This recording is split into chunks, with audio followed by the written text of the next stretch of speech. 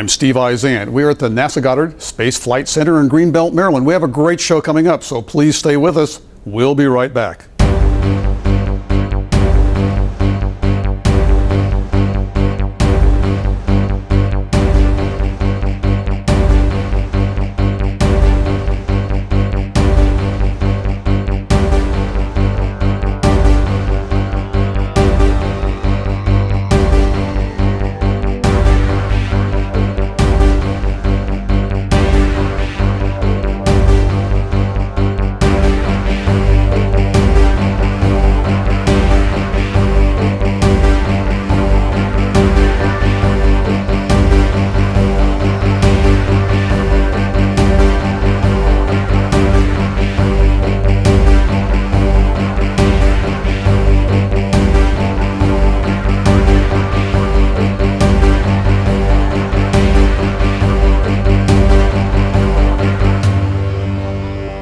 Welcome back. We're still here at NASA. We are with Steve Graham. Steve, welcome to the show. Thank you. It's great to have you here. What do you do for NASA? So I'm an outreach specialist. So my job is to take all the great NASA data sets and put them on devices that we use at conferences and shows throughout the world to inform and educate the public and also show participants, scientists around the world, but all the great NASA data products that we have. So give me an example, a trade show or a scientific exposition? Or yes and yes. Okay. So it's specifically for scientific expos. We'll ship a device called the Magic Planet, which we call the Dynamic Planet, which is a digital video globe that we use to showcase a lot of NASA Earth science data sets. A lot of these data sets are the land, the atmosphere, the oceans, or a combination of all three. And we use this globe because it enables us to show global data sets in their true global form. And when you say a data set, what is, for our viewers that aren't scientists Sure, at NASA, sure. What's a data set? So a data set is essentially as it comes from the satellite, it's a bunch of ones and zeros, but then Okay. those ones and zeros get processed by a whole bunch of computers. It could be here at Goddard or at other centers around the country, and those computers process them and output them into really nice, pretty pictures. And so we'll take those pictures and put them on these digital video globes and be able to show them in a true global format because it is a digital sphere. So the data sets that come from the satellite, and you talked about this particular planet or globe. Kind of describe what a person might see if they were at one of these science expos. So they'll come to the NASA exhibit, and the NASA exhibit could be lots of publications that we're handing out, different papers about lots of different NASA missions, but they'll also see this digital globe, and it's a way for us to showcase a lot of the different data sets, the images, the great spectacular images that we get from our NASA satellites. So when you say images, for example, clouds swirling over Africa or something? Or? Sure, clouds over Africa or clouds around the entire globe. Interesting. What's the most complicated project you've ever done? Wow, well that's an easy one, and Claire could appreciate this. This is an expedition we did to the North Pole back in April of 1999. It was an extremely challenging atmosphere, so to speak, where we tested some communications equipment, but we were very privileged to do the very first webcast from the North Pole. So we used NASA communication satellites to hook up some computers and some video cameras and did a webcast to some local schools back here in the U.S. right from the North Pole. Well, that's pretty cool. Your compatriot Claire was telling us about her very early trip to Antarctica when, of course, there was no web. They only had they could only call in once a day, radio contact with a ship, and now you're doing something over the web. That's correct. Yeah, it was an amazing experience, one that I will never forget. In terms of the folks that were on the receiving end, what kind of a program were they seeing? What kind of information were you giving them? So we were essentially just telling folks about the different research capabilities we had up there at the pole. We were drilling ice cores, measuring the thickness of the ice. We were also talking about the atmosphere at the North Pole and just what it was like to be there. A lot of these kids will probably never get to experience what it's like to be in the Arctic or Antarctic, and so and we also worked with schools in Resolute Bay, Canada, which is just outside the Arctic Circle, and we also did a webcast from a local school there as well. Steve, you mentioned that you drilled a core. Now, did you drill all the way through the ice, and if so, how thick roughly was it? Yeah, so we used some pretty rudimentary drills to go through all the way through all the ice where we were in the Arctic, and it turns out that the average length of these was about 4.5 meters. Okay, and for those of us that are used to feet, is that 16, 18 feet? 14 feet or so. About 14 feet. Yeah, 14, 15. Okay. Steve, probably some of our viewers are wondering, how did you first get interested in science, and how did you get to NASA? Well, ever since I was a kid, I've always been interested in weather. I don't really know why, but it's always intrigued me and always been fascinated with the weather. And so ever since I was a little boy, I've always wanted to study meteorology. So I completed my high school career in Florida, and the only state school in the state of Florida to offer meteorology education, major in meteorology, was Florida State University. So that's where I went to school, did some my undergraduate and graduate work there, and then got hooked up with two professors there who were essentially my mentors, and actually became very good friends of mine. Worked on an outreach program with them while I was in the Department of Meteorology, and so they kind of bred me for outreach. Didn't really want to do research the rest of my life. Considered teaching, but outreach, what I felt was really what I wanted to do, with some coercing from these two professors. Turns out one of these professors actually became my best man at my wedding, so we became very close. Oh, very good. Yes. Okay. And so outreach was what I wanted to do. I was at a AMS conference, which is the American Meteorological Society. I was at their annual meeting one year and met a nice lady from NASA who used to be my boss, and talked to her about some possible job opportunities. Didn't really expect to hear anything. Just was kind of a casual conversation. Well, lo and behold, a few months later, she calls me, and the rest. Rest is history, as they say. Okay, and how many years ago was that? That was 15 years ago. Oh my goodness. Okay. Yeah. Some of your, in those 15 years then, just some of the career highlights, some of your bigger outreach programs, more successful ones perhaps embraced by the public? Sure. We do one of the big events that we do recently each year is the Earth Day celebration on the National Mall in downtown DC. And so NASA has a huge presence down on the mall, and the office that I work in plays a substantial role in the planning and the logistics and the content that goes into NASA's presence down there. And it's one of the great, one of the better shows that we do every year, because we really hit the general public and on a very large scale for that particular show. Well, let's take a look at Earth Day down on the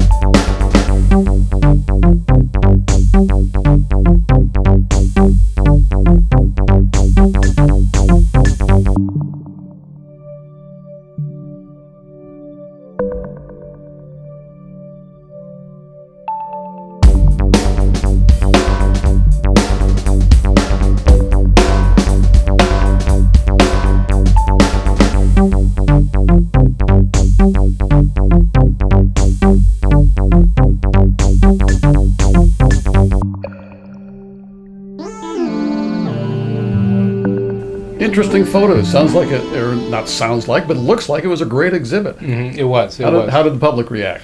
They were very receptive. We had a large tent down there with lots of satellite images inside the tent where folks could come and examine them and look at them. We had lots of hands-on activities, and we also had a live presentation area where scientists came down and gave presentations inside the tents. What were some of the hands-on activities that someone could do if they came in? Well, for one of them, we had our Dynamic Planet digital video globe down there, so folks could come in and interact with that and learn about the different NASA missions and all the different images that are the satellites are imaging from space. We also had a tank where folks could learn about sea level rise using ice and ice already floating in the water versus ice that's not floating in the water, so land ice versus sea ice and those implications for sea level rise. How big was this tank? This tank was the size of a medium-sized fish tank. Medium-sized fish tank. Okay, Yeah. If it was bigger, I was going to say, well, now where do you store this thing? But a fish tank, you could probably stick it under your desk or something. Sure. Okay.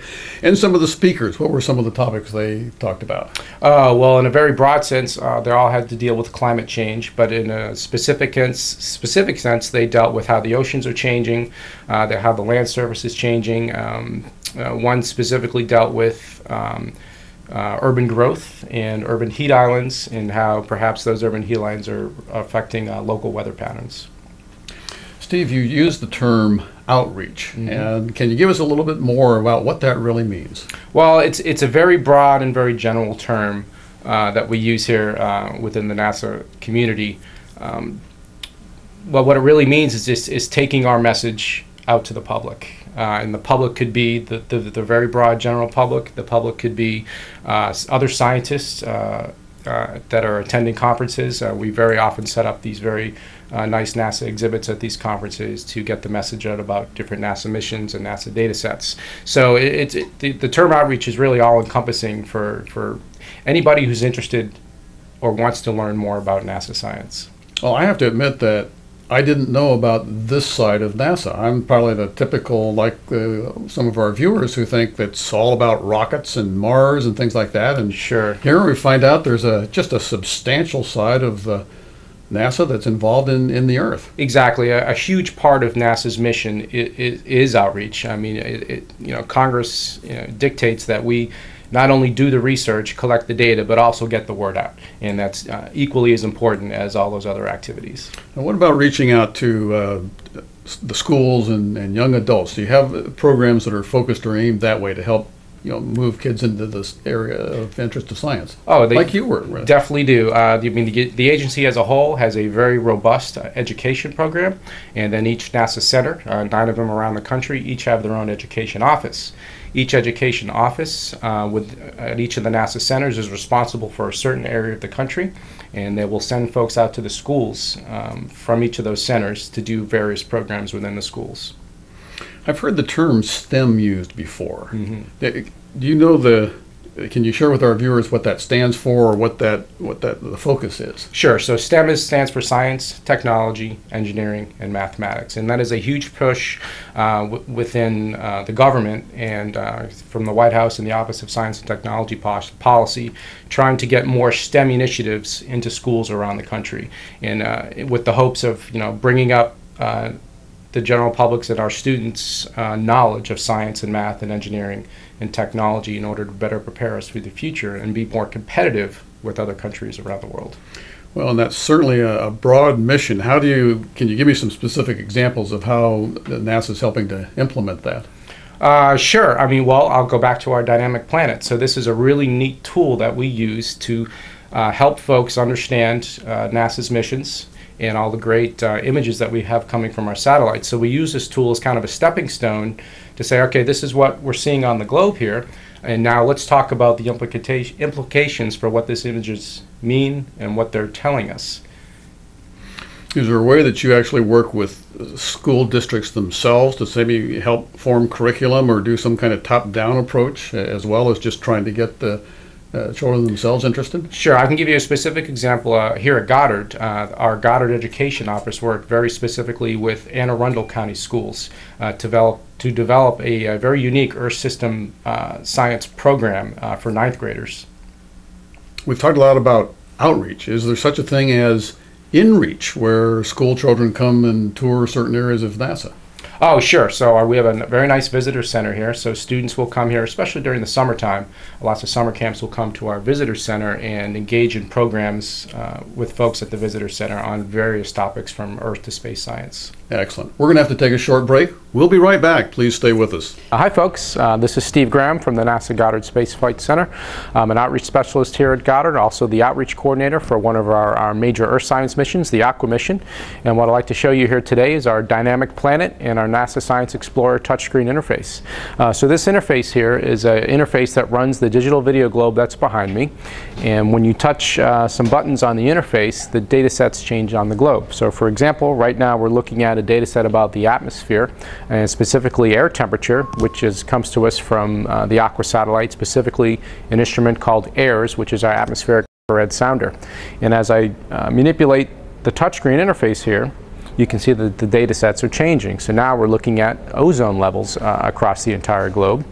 And so we use this tool at various outreach events and science conferences around the world to educate folks and inform folks about all the different data sets and all the great imagery that NASA satellites are collecting on a daily basis. Hopefully you can join me next time when we go further in depth on more outreach activities here at NASA.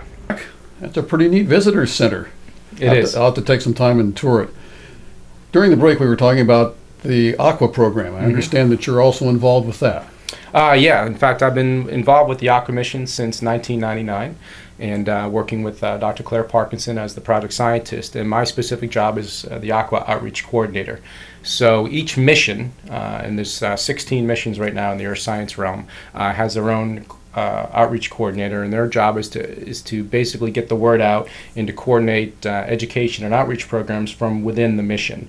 But we also work very closely with the other missions in partnership, so we might get 3 or 4 missions together and do a joint program for outreach or education.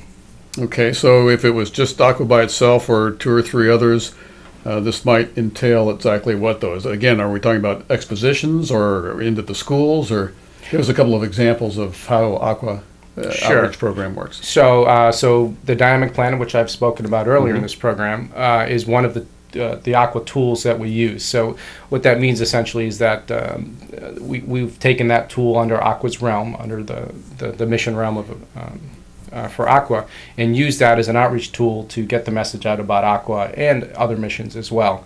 Other examples include a video contest that we're going to be launching here in a few months called the Real Video Challenge. And this is a culmination of the Aqua, Terra, and Aura missions, where we're going to ask students ages 13 and over to come up with a video about a science topic. And so we're going to be releasing this sometime in mid-October. Well, that sounds fascinating. What are going to be some of the criteria that the students are going to have to respond to? So we're going to ask them to explain a very specific science topic and the student challenge for the Aqua project.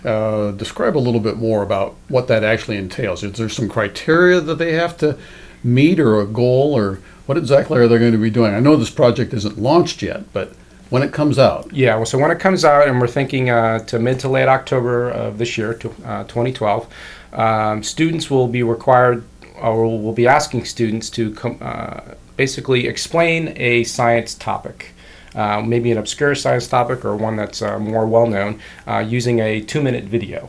And during the video, everything in the video has to be original. So they can't go out and grab video footage or audio footage of other scientists talking about science. They need to create everything themselves.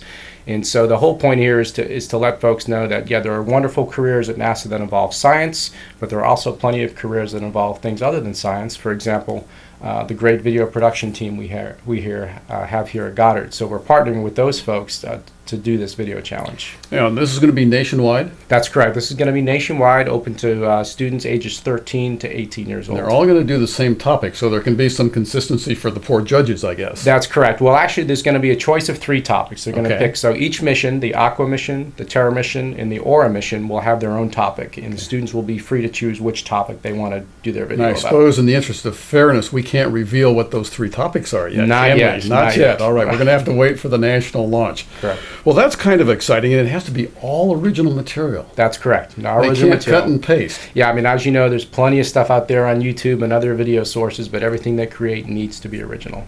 My goodness. Okay, and how long are they going to have to respond? They're going to have until February to respond. Steve, I've got to let our viewers know, this is kind of a stormy day in Maryland. I think we just heard some hail on the roof, but the roof looks in good repair, so we're going to continue on with our interview here Sounds about good. Aqua, which we understand is an ongoing program.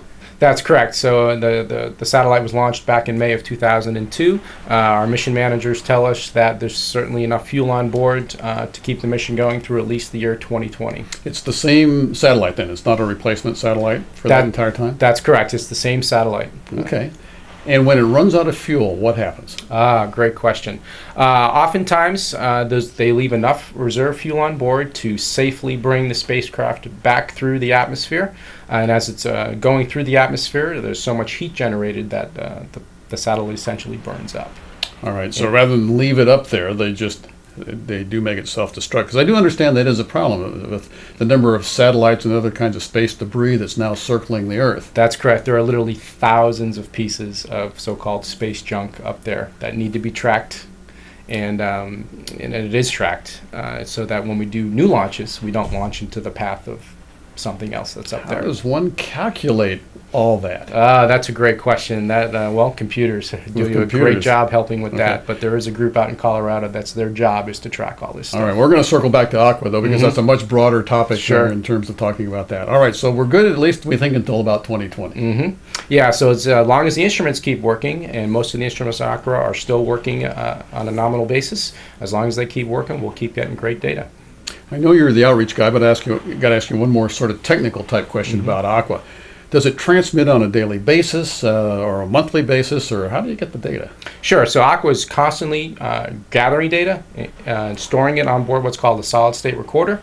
And then when it passes over certain ground stations that are located at different spots around the world, the data gets downloaded to those ground stations and then gets transmitted back to different data centers, and those data centers do the processing for the data.